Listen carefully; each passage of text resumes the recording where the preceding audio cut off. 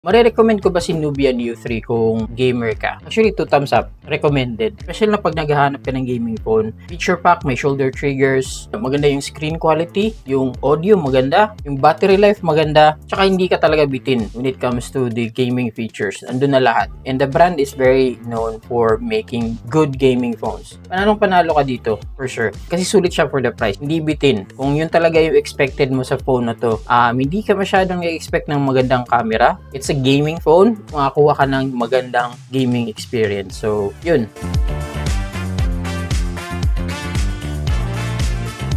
Yung shoulder triggers talaga isa sa mga selling point ng phone na to. Maganda ba yung shoulder triggers niya? Actually, napakaganda. Na-enjoy ko maglaro ng CODM using the shoulder triggers. Napakadali niya ring i-set up. Hindi lang siya sa shooting games eh. Pwede mo siyang i-set sa kahit anong games kasi may dalawa siyang button na pwede mong i-set for the left and right shoulder triggers. Pwede mo siyang i-move kahit saan sa screen. Yung the most ideal na gamitin siya is for shooting games. Pwede mo siyang gamitin sa mga Honor Kings or ML. Pwede mo siyang ilagay sa skill 1 or skill 2. O kaya sa skill 3 o kaya sa ultimate. Pwede. Depende sa'yo kung ano yung gusto mong setup. But yung original intention talaga ito is aim and shoot. So, napakaganda. Very smooth. Napaka-responsive. Parang yung pagpindot lang din sa screen. Although wala siyang physical button, so hindi mo siya masyadong mafe-feel. Very responsive siya. It's like you're touching the screen. So, parang ganun. Para kang naka-cheat code kasi yung thumbs mo, pwede mong gamitin for movement. Yung shoulder triggers naman for aiming and firing. So, napaka-advantage niya when it comes to gaming, lalo na sa CODM. Pag nasanay kang gamitin yung shoulder triggers, it's really an advantage. Ito palang panalong-panalo na. Now, medyo awkward siya gamitin sa umpisa, pero pag nasanay ka na, okay naman. GameSpace for me is the best gaming app na makukuha mo sa isang budget or mid-range phone. Walang question, napaka full pack ng GameSpace. Kahit ikumpara mo siya sa ibang gaming app from other brands, kagaya ng Game Turbo with HyperOS, o kaya HiBoost with Tecno, o kaya XBoost with Infinix. Ngayon ko lang na-discover na napakaganda pala ng GameSpace. Napakadami niyang feature. Yung features alone ni GameSpace, pwede kong gawa ng isang video na matagal. Pwede mo siyang iset na pindutin mo ng sabay yung shoulder triggers left and right. Lalabas yung GameSpace. Kung ma-open mo yung GameSpace, meron siyang plus button tapos ma-add mo yung games mo doon. Pag naglalaro ka na, meron kang tatlong performance mode. Pwedeng mag-echo mode, balance, tsaka rise mode. So sa echo mode, magsisave ka ng battery. Tapos si balance mode, it's a mix of battery tsaka performance. Tapos yung rise mode naman, ima-max out niyo yung performance ng phone. As I said kanina, masiset mo yung shoulder triggers mo dito. Napakadali. Aesthetically, very gamer yung GameSpace. Makikita mo yung performance ng CPU and GPU mo. Sa right side, meron yung Wi-Fi signal. Every game, masiset mo siya ng 60 FPS, 90 FPS, or 120 FPS. Kung compatible yung game, ma-unlock mo siya. Pwede mo ring piliin na makita yung real-time FPS niya. So, in-game madi-detect niya. Pwede mong i-minimize, tsaka ilagay mo kahit saan sa screen. So, napakaganda. Pwede ka rin mag-screen record na merong audio. Kung nag-upload ka ng content, gamer ka, pwede. Pindutin mo lang yung record sa GameSpace, tsaka ayun na. Pwede kang magsalita sa mic and mare-record na yun. Pwede mo ring i-adjust yung volume tsaka brightness ng screen dito. Siyempre, pwede mo ring pindutin yung optimize para ma-optimize yung RAM usage. As usual, pwede mo ma-block yung calls and notification pag naglalaro ka. So, meron siyang RGB light sa likod na tinatawag na light strip. Pwede mo siyang paibahin yung kulay. So, pwede mong i-turn on and off dito. And meron din siyang feature for Wi-Fi low latency. So, mas magiging responsive daw yung gaming experience mo through Wi-Fi pag turn on mo to. Yan pa yung ilan sa basic feature na makukuha mo. Meron pang napakadaming feature na hindi ko pa masyadong na-test dito sa phone na to. Dito sa left side, napakadami pa niyang features like high sensitivity, free display, screen extraction, AI trigger. So, sobrang dami. Kaya nga sabi ko na ang ganda ng GameSpace kasi hindi lang optimization yung makukuha mo. Pwede nyo rin pala siyang i-screen projection. Kung meron kayong TV na connect sa the same Wi-Fi ng phone nyo, yung display nyo pwede nyo palabasin dun sa TV. Meron ding key mapping, mga 4 na buttons na pwede nyong baguhin. Ito yung features na wala sa ibang gaming phones at this price point. Maaaliw ka talaga.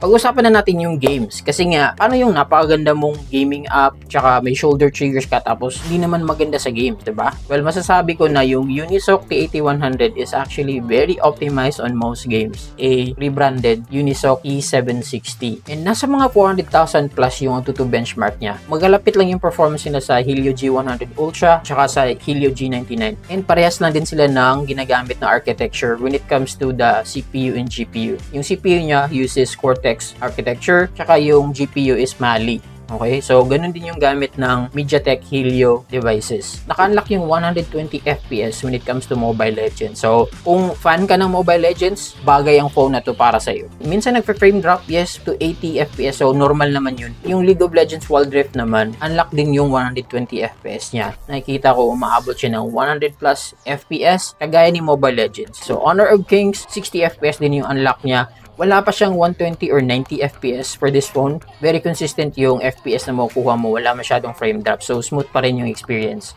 Sa CODM naman, 60 FPS lang tayo. Itong phone na to, hindi masyadong malakas yung performance, okay? Don't expect na, mid-range or flagship performance to. Kasi entry level na naman tong chipset na to. So, timplahin nyo ng maayos yung settings nyo. Doon naman tayo sa medyo mabibigat na games or yung hindi masyadong optimized. Sa PUBG Mobile, 45 FPS lang yung unlock niya. So, hindi pa siya optimized dito. Kasi kahit nasa iba kong phone na merong like MediaTek 7020, mababa lang din yung FPS talaga na nakukuha sa PUBG Mobile. Minsan nagpe-frame drops pa ng 30 plus. Si Mir 4, nasa mga 45 FPS din yung unlock niya dito. Kailangan mo iset ng maayos ang performance niya to high to medium para mas smooth yung experience mo. Kasi nagpe-frame drops talaga siya. Okay, so doon naman tayo sa mga limitations niya. The most demanding games, kagaya ni Genshin Impact tsaka Wuthering Wave. Nasa low performance lang siya. Makakuha kayo ng mga 30 FPS. Now, malala yung frame drops niya pag tinaasan nyo yung graphics quality. Pag sinet mo naman siya ng low or performance, medyo pixelated na yung game. Nagiging parang naglalaro ka ng Wuthering Wave Minecraft version o kaya Genshin Impact Minecraft version. So, medyo pixelated na talaga yung game, hindi mo may enjoy. So, I would recommend kung gusto nyo yung ganung games, then kumuha kayo ng mas malakas na phone, hindi ito. Tsaka may problema din pala ako sa Firelight 84. Hindi ko malaro yung Firelight 84, nagko-close siya. Naglo-load naman siya, pagkatapos ng loading, bago pa siya makapunta sa menu or like 1 minute sa menu, nag-auto-close siya. So, parang may error siya sa game. Na nag-research ako kung anong issue nito. Sabi, parang yung sa anti-cheat update daw ng Firelight before, nakaka-apekto siya sa game. May mga phones na ganun. Siguro sa next video ko for like testing the games para sa phone na to o kaya yung game space feature, baka hanapan ko ng paraan paano ma-fix yung sa Firelight 84. Pero yun lang naman yung game na hindi ko malaro. Sa lahat ng games na sinabi ko kanina, okay siya.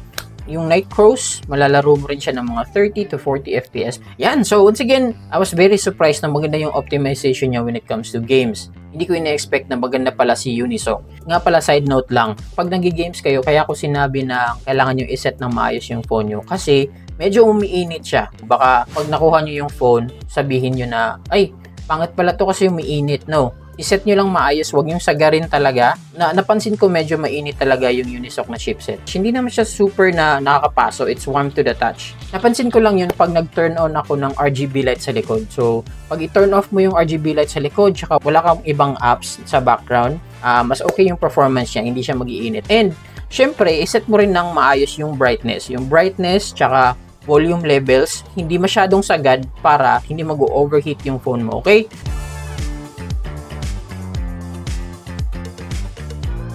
Yung battery nito is 6,000 mAh. So, makunat. Makakalaro ka pa ng maraming games dito. Now, hindi ko pa na-test kung ilang oras talaga siyang nalolobat. From 100% to 0%.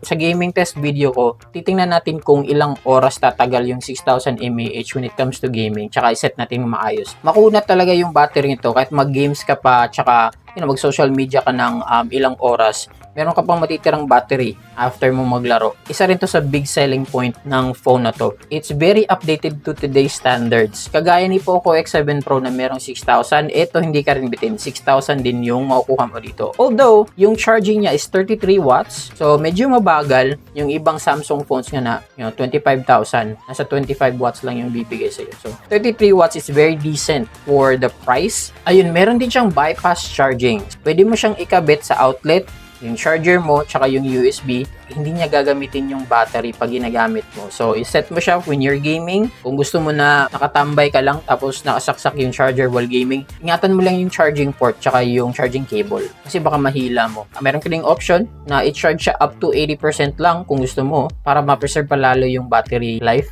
Pag nakuha mo yung phone, automatic naka-default siya sa MEMfusion. 8GB yung RAM ng phone, then ginagamit niya rin yung 8GB for the expanded memory.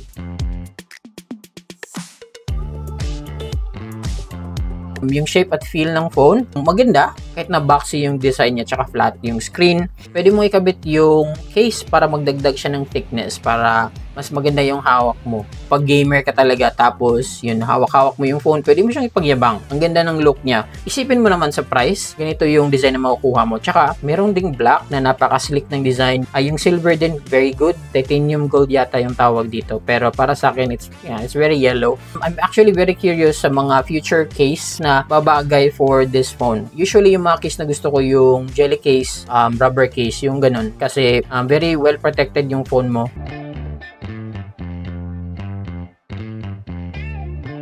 Doon naman tayo sa media playback in streaming. Napakaganda ng experience when it comes to the screen and the audio for this phone. Yung screen resolution niya is 900 by 2030 pixels. The screen size is 6.8 inch. Yung sinasabi nila na high brightness mode or HBM, ito is actually legit. Kung itatabi mo siya sa AMOLED phones ko dito, pareha lang yung brightness. Pwede mo siyang gamitin sa labas. Hindi siya kagaya ng mga old IPS screen na mahina yung HBM or high brightness mode.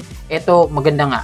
The screen quality is very nice with this phone. It's very vibrant. Pwede mong iset from 60, 90, 120 Hz or automatic. The phone supports HDR10 tsaka HDR10+. Pag nag-view ka ng 4K HDR na video sa YouTube, may lalabas na HDR feature. Kung hindi nyo pa alam, yung HDR or High Dynamic Range, yung colors, contrast, and brightness is mas improved pag naka-HDR yung content na pinapanood mo. Pwede ka pa rin maka-view ng 4K, 2K, or 1080p videos sa YouTube with this phone. Kahit na yung wideband level of security niya is L3 lang, it's very vibrant kasi yung HBM niya or high brightness mode is very good. Yung limitation niya is actually only in Netflix. Na-try ko na siya. Kahit na 4K enabled yung account mo or naka-HDR, hindi siya nagsusupport sa Netflix ng ganun. So, 720p lang yung max resolution niya with Netflix. Tapos, hindi rin siya supported ng HDR. Pero, sa Max tsaka Disney Plus, meron siyang 1080p resolution. Medyo stricto si Netflix. Hindi ko alam kung bakit. But, yun ang napansin ko. When it comes to the speaker, tuned by DTS-X daw tong speaker na to. So, maganda nga siya. It's very good. Kaya ako masasabi na worth it ang phone na to with all the gaming experience kasi maganda rin yung screen and sound quality niya.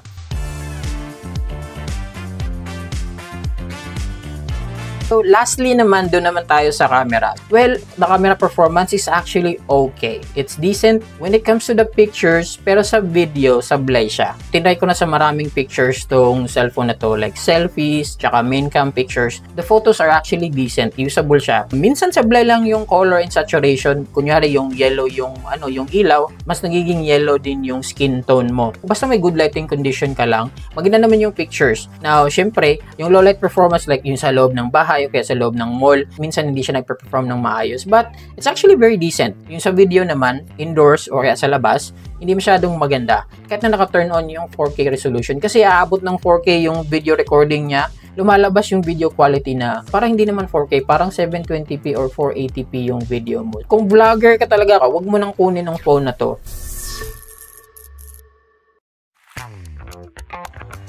Meron pala siyang mga AI features. Meron siyang AI erase. Pag sinircle mo yung bagay, may erase mo siya. O kaya, pag kinlik mo yung background, pwede mong ma-erase. Tapos, matitira yung subject. Meron din siyang AI crop. I-click mo lang yung subject.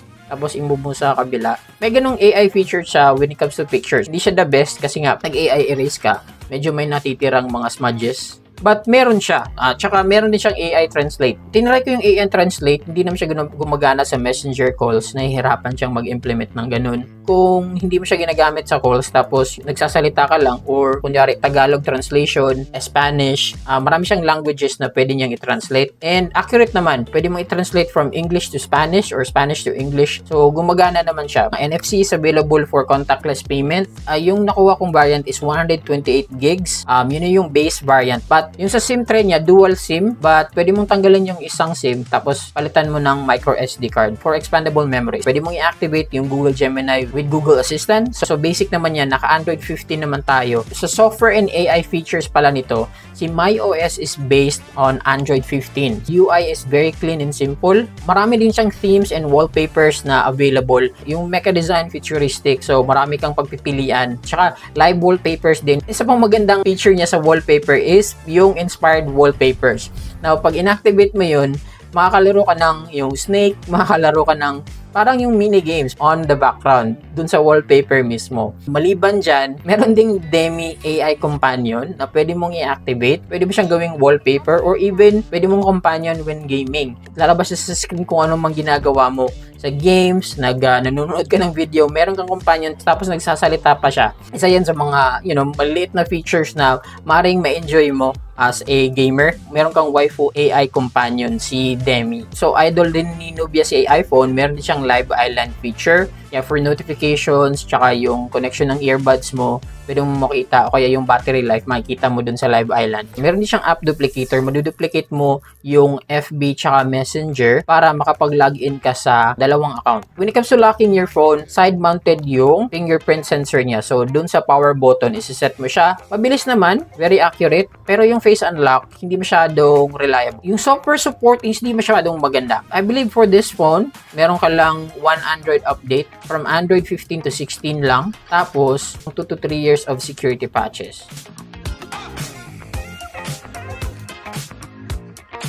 So, ano ba sa tingin nyo yung phone na to? Okay ba o hindi? For me, kung meron kang 7,000 to 8,000, this phone is perfect. Has the full experience kung gamer ka talaga. Kung hindi ka naman mahilig sa video, picture lang yung gusto mo. Kaya ako sinasabi na I highly recommend this phone kasi makakuha ka ng full gaming experience na sakto pa rin yung performance ng chipset. Subscribe kayo or follow me for the next video. And thank you so much sa panonood. Bye-bye.